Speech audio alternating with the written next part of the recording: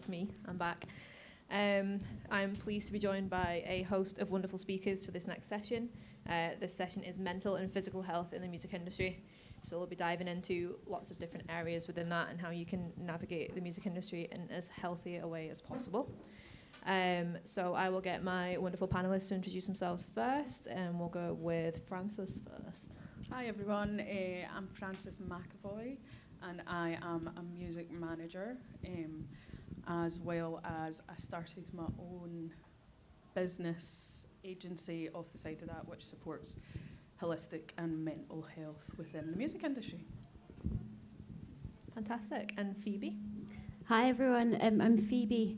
It's got the wrong name there, but it's fine. My name's Phoebe, and I'm from BAPAM, which is the British Association for Performing Arts Medicine, and we're the UK's leading clinical assessors in performing arts medicine. And if you haven't heard of performing arts medicine, it's like sports science, but for performing artists. And we have a directory of hundreds of clinicians, GPs, physiotherapists, psychotherapists who specialise in working with musicians, actors, and dancers.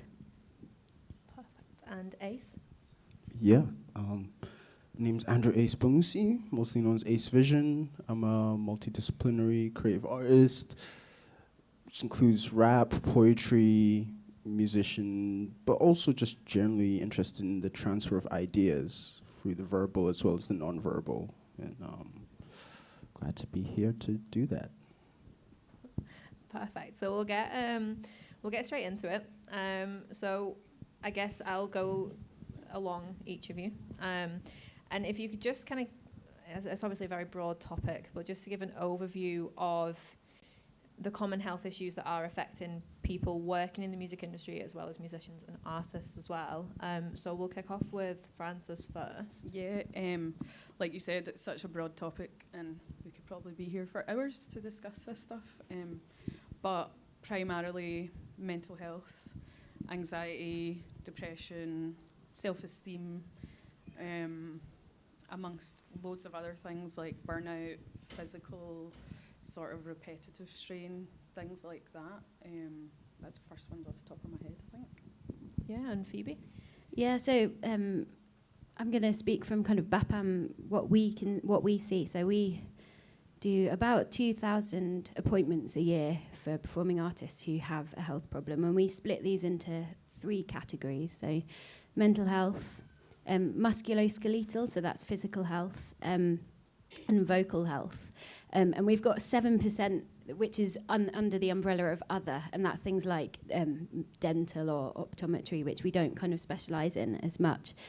But I think in general, we see a steady kind of influx of artists needing help for physical health problems. So this is things like tendinitis, a bad shoulder, from playing, from posture.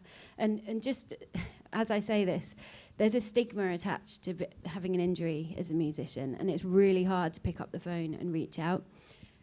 This most of the time it's not due to you being a bad musician or whatever. It's just, lots of things can accumulate to create an injury. So musculoskeletal is kind of steady throughout the years. We get the same amount of artists needing that.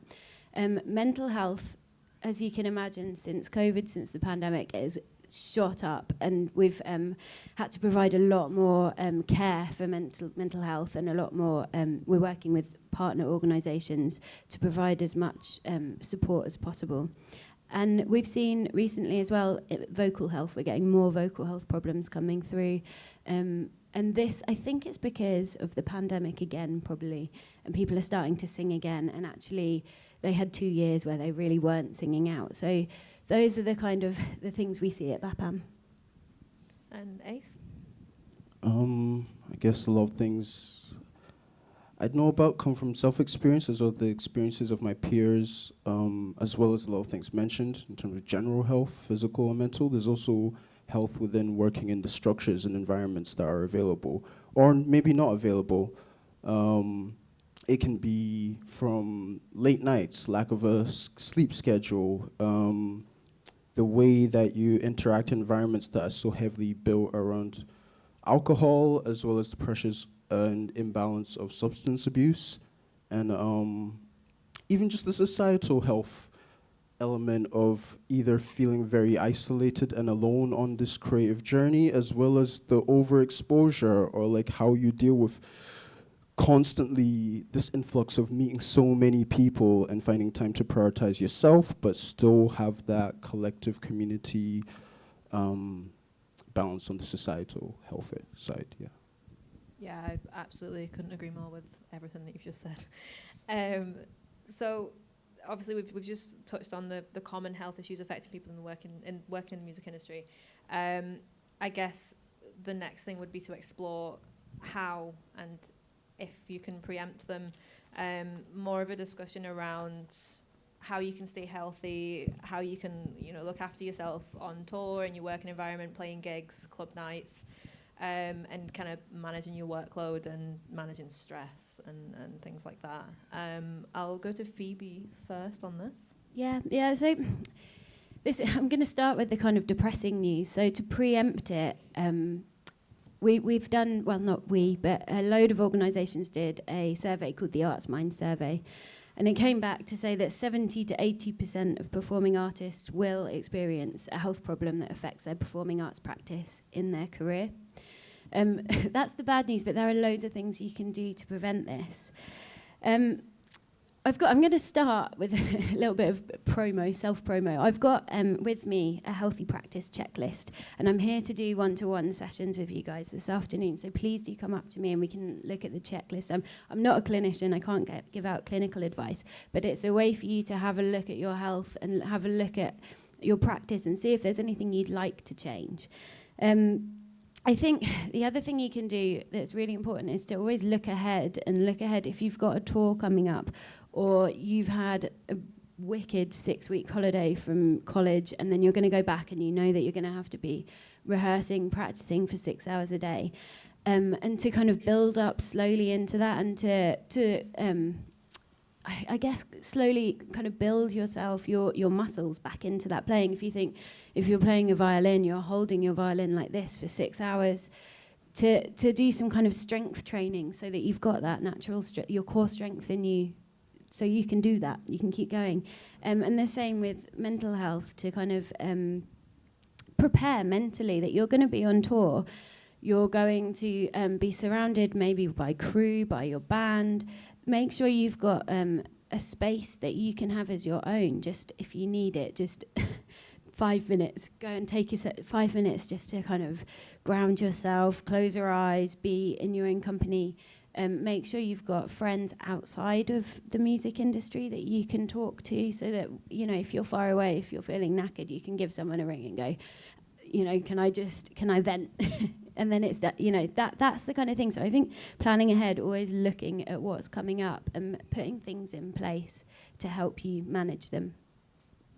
Yeah, absolutely.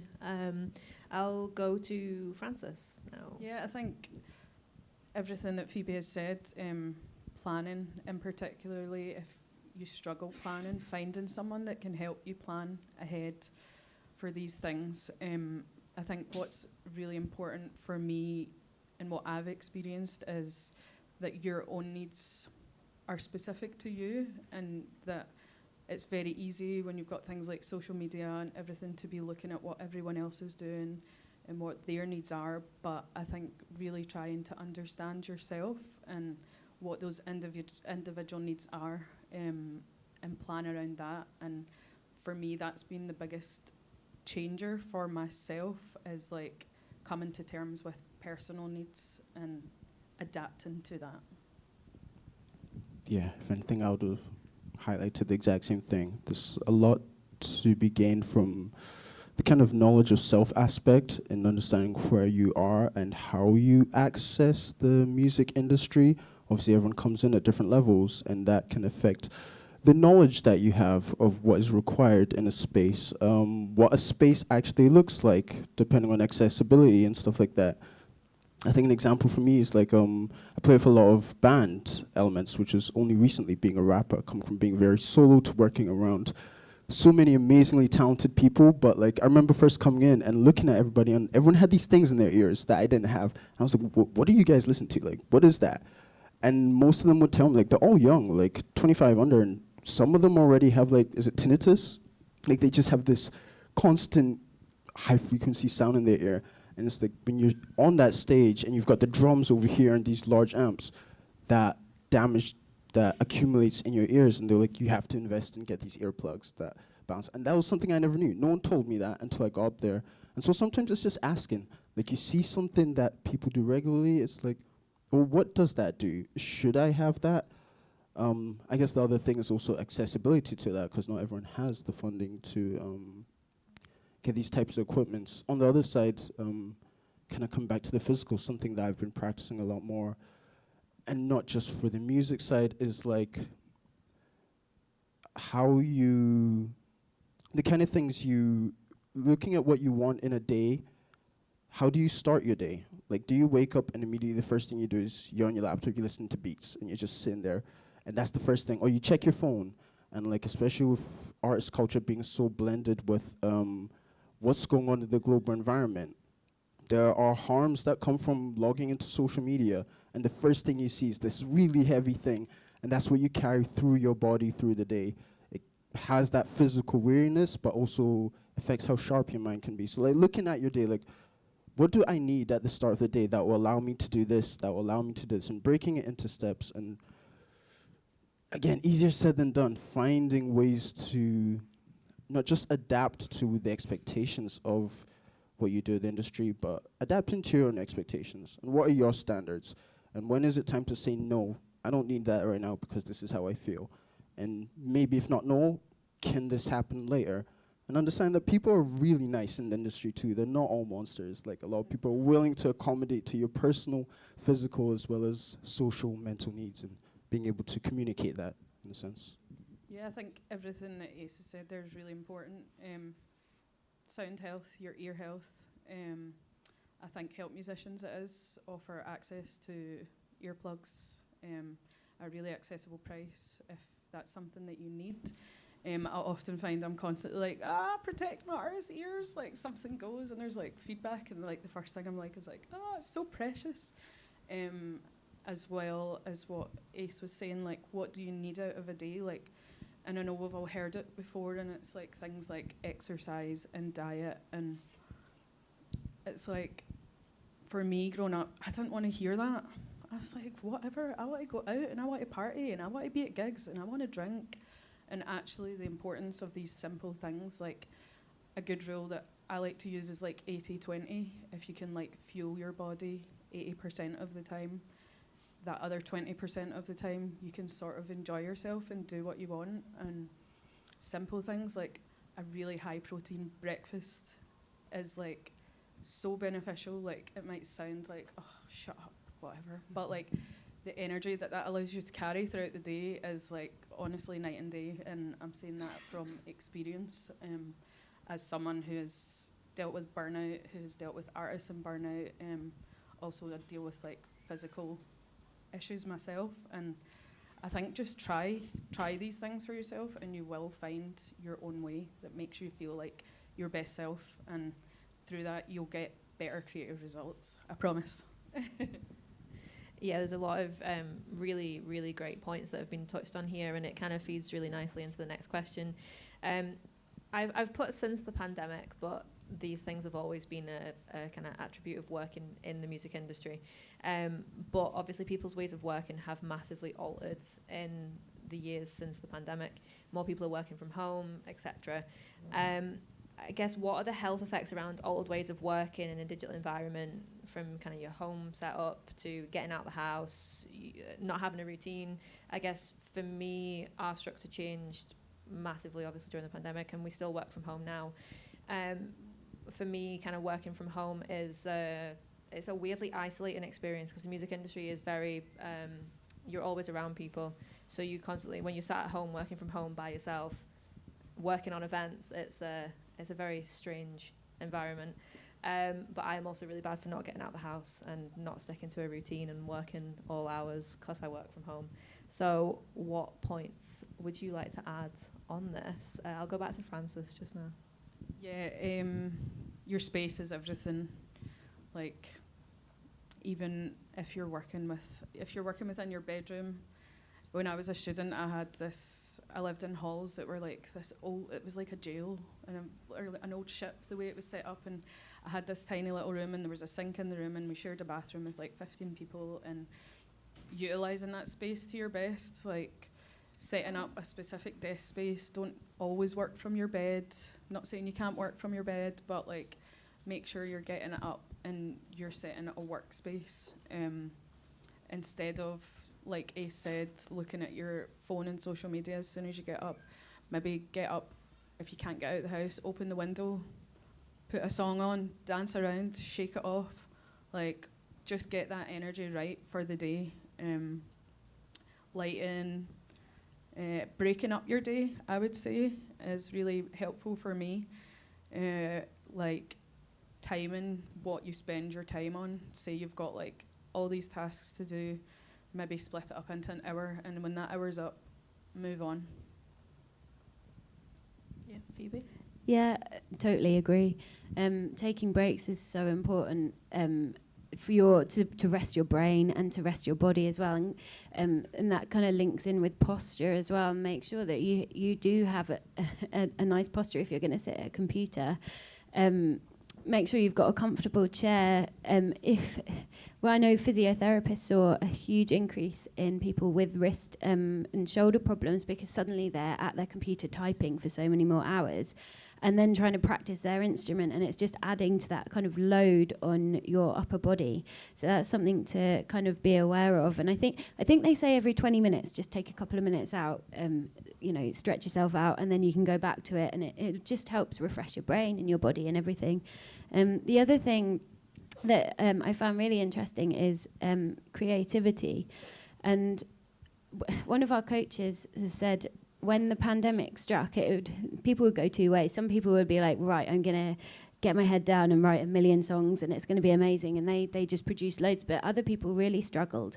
And I think it was because we were in a weird kind of global stress, which doesn't help anybody's creativity. But also inspiration was taken away. So people weren't going out to look at nature or go to a museum or chat to other people, which is where a lot of inspiration comes from, seeing other bands.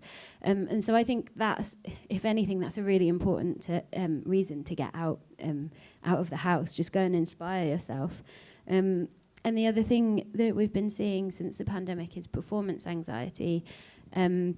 Has gotten really bad, and I think it's because we've all kind of got out of the habit of performing. There was 2 years where there wasn't the opportunity to perform apart from into your screen. And there's loads of things you can do for performance anxiety. We've got some posters at the back. You can do kind of breathing techniques and things like that. But that's just something to be aware of. And I think, creating a schedule again, just block that time out and say, I don't know, every 3 days I'm going to take 10 minutes and I'm going to go outside and I'm going to walk and I'm going to look at a tree. And then you can go in again and you've done it. That's ticked off the list, but just making sure you make yourself do it. I like what you said about like those some people who are like being trapped in the house was so great. It's like I get to do so much work. And I feel like I was one of the same, but one thing I learned coming out of that was like discipline. And again, kind of knowing yourself and being able to communicate with your body and read your body. Like I went from like leaving the 9-to-5 structure, being trapped in the house, and like instead of being as free and flexible, I was actually working 24/7. Like I didn't set boundaries of what work and life was, and I was actually very excited to be able to put together because it's like music. Like music is my life. I want to do this 24/7. Until the day came where I was like, I don't want to do this right now. And that was such a conflicting thing. It was like, have I lost the love, the passion? But it kind of tapped into that overexposure and not listening to my body. It can also be very easy to lose the humanity of it and like push yourself further than you're capable of in order to meet demands or like meet a certain image of what an artist in COVID or in working by themselves looks like. So having boundaries, maybe you live with other people and like knowing the value of a space. And I know what you said about like sometimes you wake up and like you get straight to work. Like I remember it was so great, like knowing I don't have to wake up an hour earlier or 2 hours earlier to like eat breakfast and get ready and go out. I will wake up 5 minutes before the meeting and be like logging in, typing sorry I'm late. And like little things like that, to the point where like I couldn't sleep in my bed anymore because my head associated my bed with work. And so if I'm in my bed, I'm constantly having to go through emails, or there's just 2 more messages I need to. And I think that's still something I'm still dealing with, even coming outside the house. But discipline, and that can come through doing like exercises, breathing, meditating, prayer, if faith is something that you're tapped into, having a way to not fragment, but to separate things and having a routine. Because the body loves routine. As much as we love the flexibility, there's finding a balance between that, the needs of your body and the wants of the creator, I suppose. Balance. Yes, all about the balance. Leads on to our next question. It's a very broad topic, and I know that we don't have time to fully talk about everything that you could possibly do, but just advice on how you can maintain your mental health while navigating the music industry. Just hints and tips on staying mentally healthy. I will jump to Ace first, if that's all right. I mean, I think it's maybe important to understand why value your mental health first, because maybe we hear all this like protect your mental health, but we don't fully understand like why. What does that actual bring to me, especially if you're doing this with a view of being in it for a long term, because you can neglect your mental health and still be successful in this industry, which is a scary thing. But how long? Like, how long can you do that?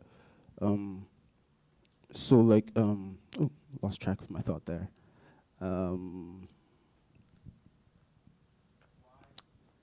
Tips. Why? Why mental health?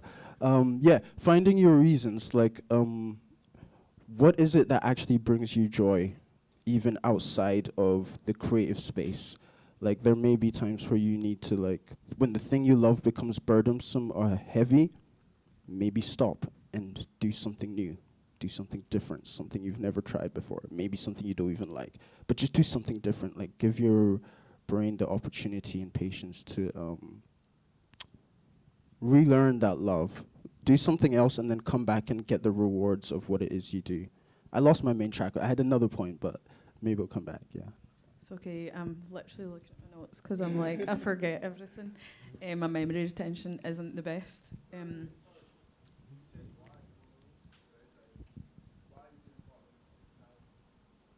Yeah, there was a train of thought, but it's just We into can the come ether. back to Yeah, it. that's Yeah, all it probably will come back. You're like, tips on protecting your mental health. That was the question, wasn't it? I think it's really hard when you're feeling rubbish to implement the things that help you the most. And I think trying different things is really the way. I noticed that at a point in time I would try something, it didn't connect with me, and I would feel very demotivated, like, oh, I'm never going to not feel like this. But you do have to like give yourself a little bit of credit, feel your feelings, allow that space. Like, you don't have to be okay all of the time. I think try and open up these topics within your peer groups, and I think if they're not supported within your peer groups, that's maybe not your peer group. And like, the more you talk about these things amongst yourself, the more you'll realise you're all going through similar things. We're all faced with such a polarising industry. It's like constant, from social media to creative blocks to workload to planning 18 months ahead to relationship building, connecting with people. So there's so much to deal with that, like, implementing simple things, like, I'm saying simple, it might not be simple for everyone, but breathing exercises, movement, I need to get my list out. Sorry, guys. Hobbies, I think that's something Ace touched on. It's something out with the music. Like, yeah, that might be your passion and your be-all and end-all, but, like, you can get more creativity out of having other things on the go as well, and, like, having space for your mind to be freed from that thing you want so badly to succeed at. Hobbies, diet, mindfulness, breathing exercises, journaling, podcasts, so important for me and my journey and other artists that I work with, because you can learn so much from what other people are saying, and I think you can relate and understand that, oh, they're dealing with that exact situation that I have, like, and they can tell you how they dealt with it, etc., etc. Fantastic. And Phoebe? I mean, you guys have mentioned so much, and it's all true. I mean, from BAPAM's perspective, we say the obvious things. You know, exercise is as good for your physical health as it is for your mental health. Mindfulness, healthy diet. There's something to be said for being aware of perfectionism. And I know it's so hard when you have something and you want it to be perfect. And and you work so hard to achieve it, but perfectionism, it can get a bit much. It's a bit, you know, maybe bring it down and just say, I want this to be amazing, but it doesn't have to be perfect, because I think it can be really hard when things don't come out perfect. It can set you up for a bit of a fall. Not a fool, a fall. And social media. I was just going to add that on. I don't know where to start. Social media, just protect yourselves. I think what we would say is maybe try and have a social media for your artist account, and then your own personal one if you want it.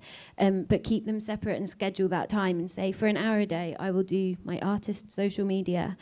And then that's it. And there's a cut-off, because it's so easy to get sucked in and to feel like you need to always be producing all this content, but then you're not having time to create or to, I don't know, find your inspiration. So social media is such a big one. Create boundaries. Don't be scared to say no to things if you feel like it's going to add to that workload and that stress. And I know it's so hard to say no when you're a freelance up-and-coming musician, or, you know, anything. You've got work coming in, you want to say yes to it, but sometimes it's just that straw that breaks the camel's back. So those boundaries. And then I've got here managing conflict. I've written it on my list. It's a tough one. I don't know what the advice is, but I guess if you're working in such intense situations and you've got someone that you don't quite, I don't know, they don't see eye to eye with, it's managing that conflict so it doesn't spiral out of control.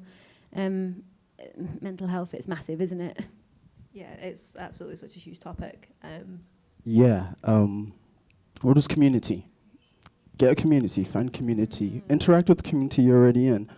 I think the thing with stress is that, truthfully, it's unavoidable. No matter how peaceful you feel like, stress is going to come. It's going to be around you. If it's not yours, it's going to be carried by somebody you interact with.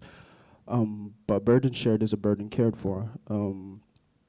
Especially if you find yourself perhaps in communities that find themselves marginalized and have even more barriers into finding help and access. And again, it can depend where you are geographically, but I think as an artist, I'm grateful to be alive at a time where, like, especially in Glasgow, where I stay, like, there's so many grassroots individuals starting things up. If it's not an organization, it's like somebody's hosting this thing in a flat where come through and let's just, like, informal network over coffee and, like, hummus or whatever. Or, like, jam sessions with no expectation of an end product, but to come and kind of, like, vent through your instrument or through poetry and stuff like that. Get in touch with your community. And coming to events like this, hopefully you bump into people who, like, maybe it's not something you find online, but word of mouth is also powerful. If you know something, pass it on to people, but definitely find a way to keep that social bond. I think as an introvert, especially working in very high extrovert required circumstances, it's also cool to be able to find a group of introverts who, like, we can just chill and, like, not do all this stuff, and it's no alcohol required.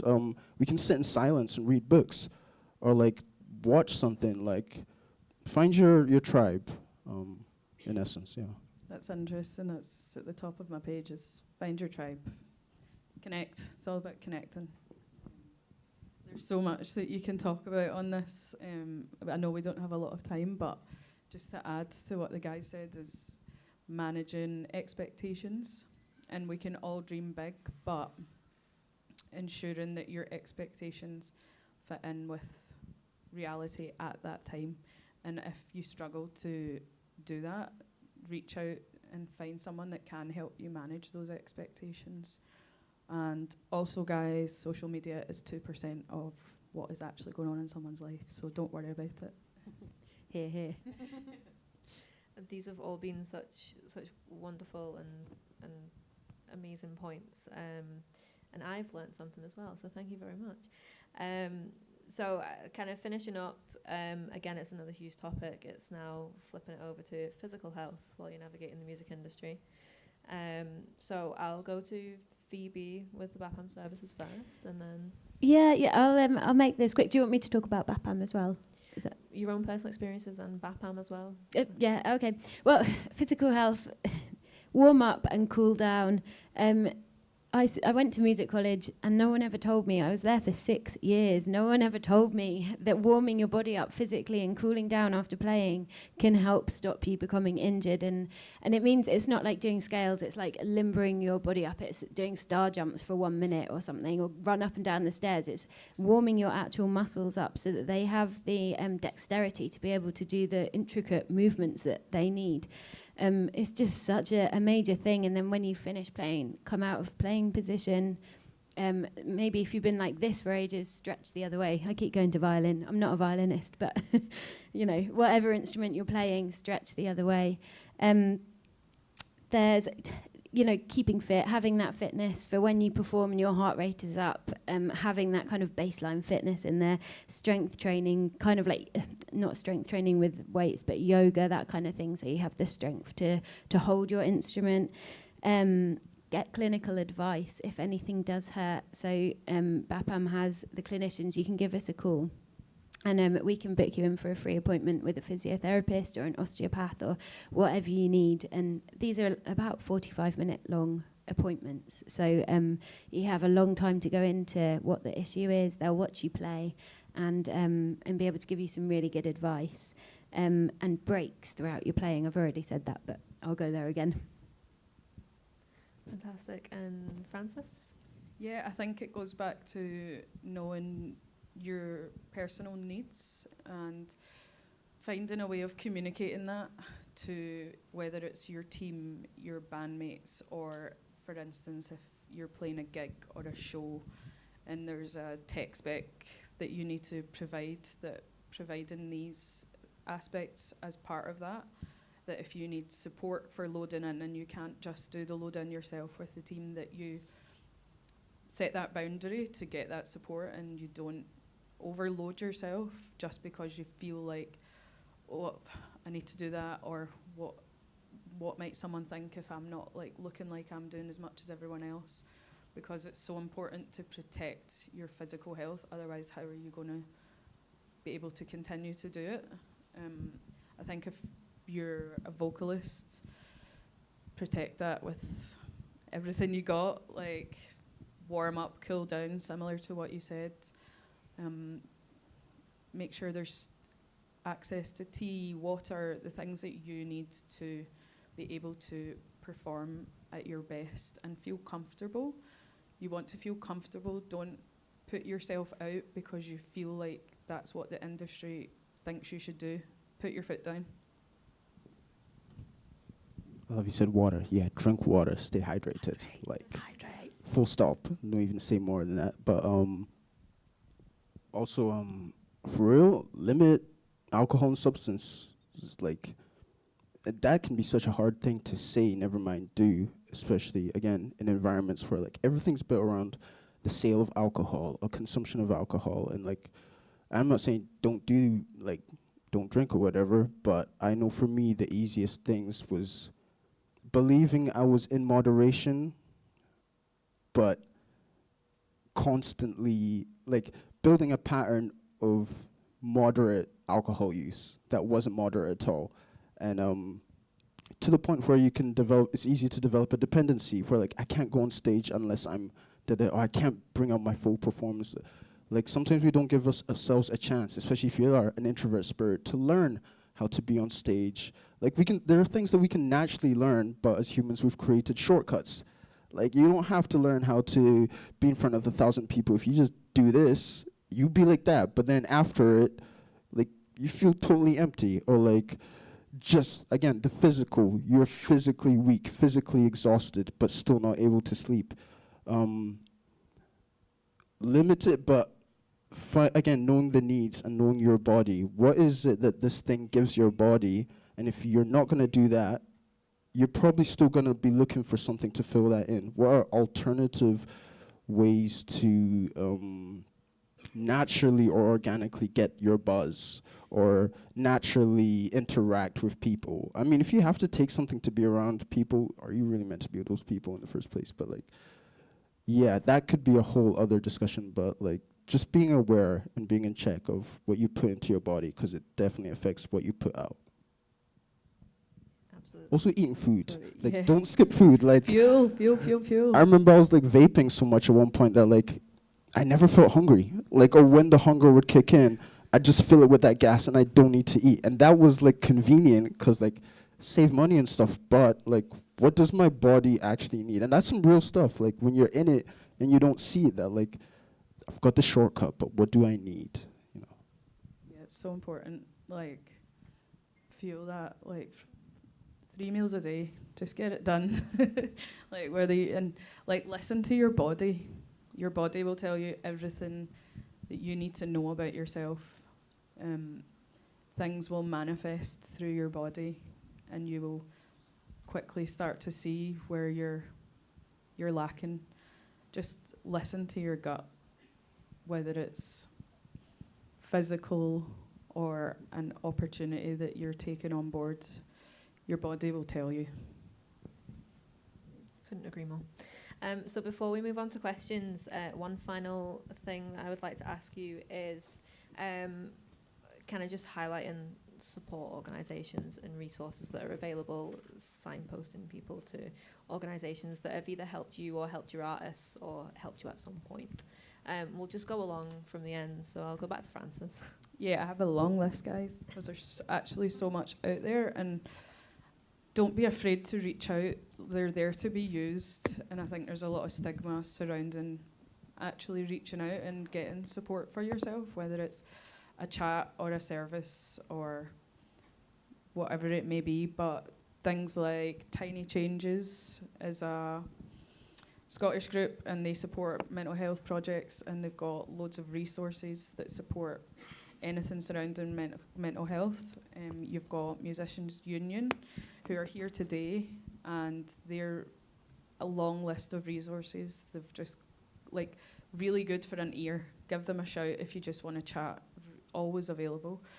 Help Musicians, Phoebe, SMIA,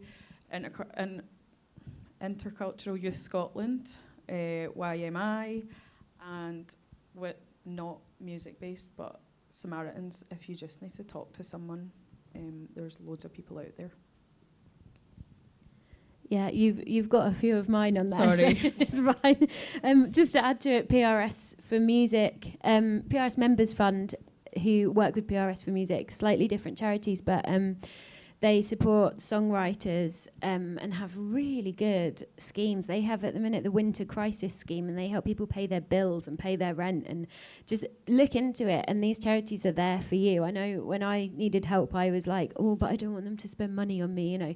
But that they don't exist if you don't apply for their funding. So please do, if you need the support, reach out to these charities. So yeah, BAPAM, we've got clinicians, so you can always call in and get a appointment with a clinician. And even if there's nothing wrong with you, if you just want some advice and you want a physio to look at the way you're sitting and is my posture okay, you can have that. That's fine.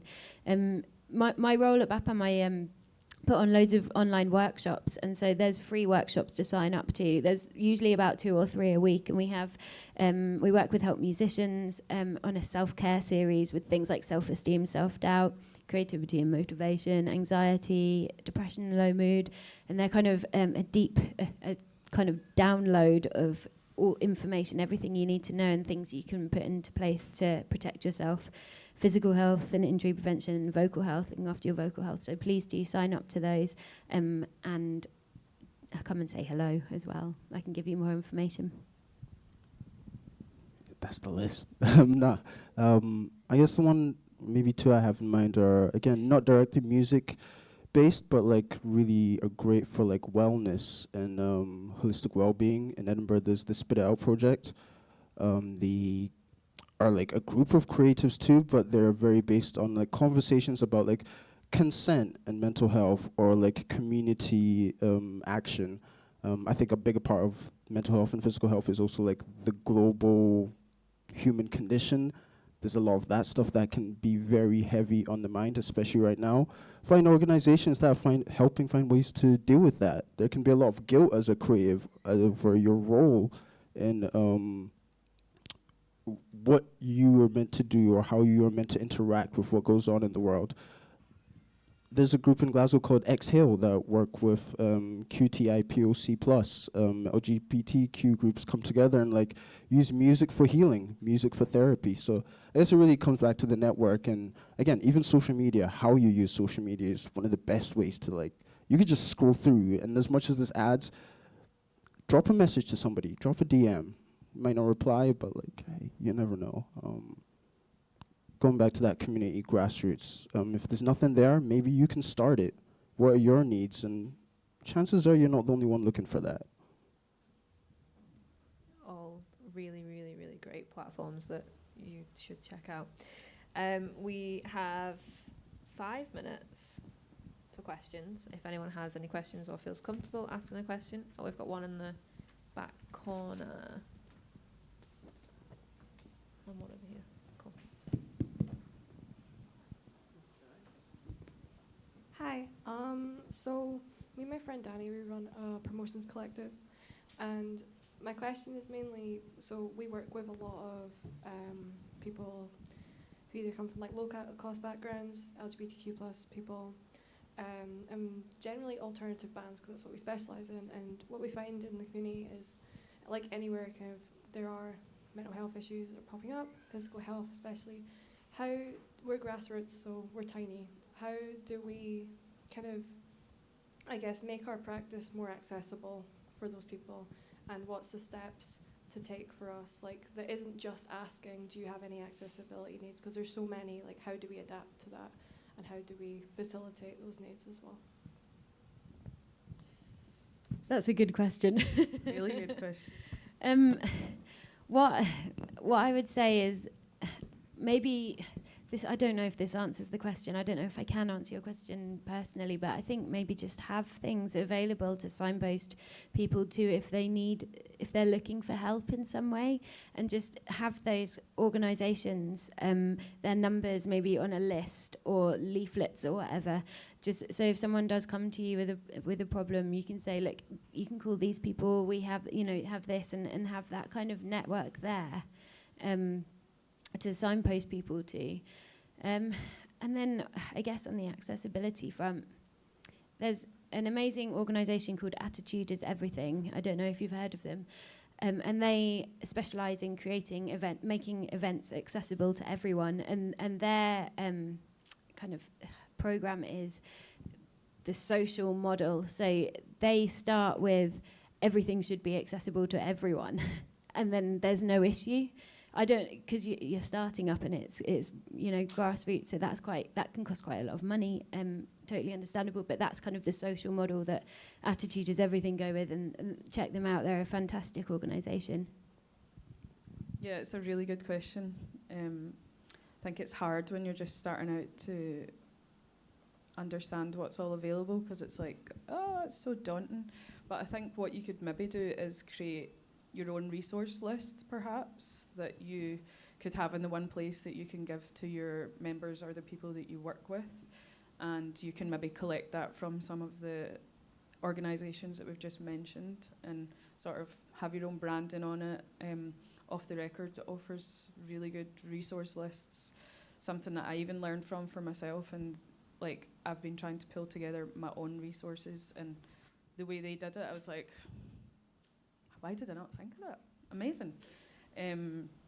I'm actually trying to develop workshops right now, in-person workshops, plugging myself, of course, but that will support these things, so come and give me a chat, and hopefully I can meet that access need for cities in Scotland. Thank you.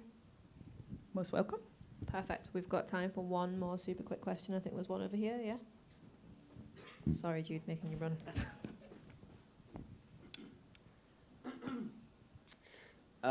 So you touched on it briefly. I was just wondering, how important do you think it is to have like friends and hobbies outside of music? Because I think in my own experience, I found it can be very easy to your whole world to turn into music. You know, everyone you know and everything you do every day, and when you know on your phone. And so, how important do you think it is to have something outside of music? Prioritize it as much as you prioritize your music. It's so important to be able to separate these things, or you will burn out and you will start to resent that thing you love, and we don't want that. You've got stuff to share, you know. So I know it's easier said than done, me sitting up here, but start small. If it is that going a walk in the morning, it doesn't necessarily need to be a hobby, but try and find those other things that you love, because it will benefit your creativity as well. I think, yeah, just to answer it simply, it is so important. Anyone got anything to add? Second that, it benefits your creativity, being inspired by other people. Something that was highlighted to me recently was we just did this short series called Career Transitions, and it's for people who have a chronic injury or illness, and they're having to move out of being a performing artist into something else, which is really tough, because we all know being a musician is like, it turns into your identity. But one of the things they said is have friends outside, so it's not such a fall from, not fall from grace, I don't mean that, but like it's such a transition. If you've got friends already outside who are outside of the music network, you've got them as well. Not to scaremonger. I hope this doesn't happen to you, but you know, that's kind of just highlighting the importance. Also, like, humans are 3D complex beings. As much as you're a musician, you're also much more than your music. And I think it was said, and like, that's where you get your inspiration. That time you're chilling with your paint or artist friend, and you saw something, it's like, oh, I like that. Or your friend likes, I don't know, walking their dog or whatever. It adds to the community, not just you having them, but you being with them. Like, also lets people feel like musicians are like, we a little stuck up sometime and only hang to ourselves, but like, it helps them understand what it means to be a human being in the musician industry, creating those multi-diverse groups where, again, ideas get to transition and flow. Simple, but yeah. Unfortunately, that is all we have time for with this session. The speakers are all hanging around. Do you wanna add I'm hanging around, but yeah, I just want to add before we leave, your authenticity is your greatest strength, and your intuition is your greatest tool. And lean into your authenticity. Don't worry about there isn't that out there, or you don't know if people connect with it. It is your greatest strength. What a lovely note to end on. Please give it up for the amazing speakers. Thank you. Thank you.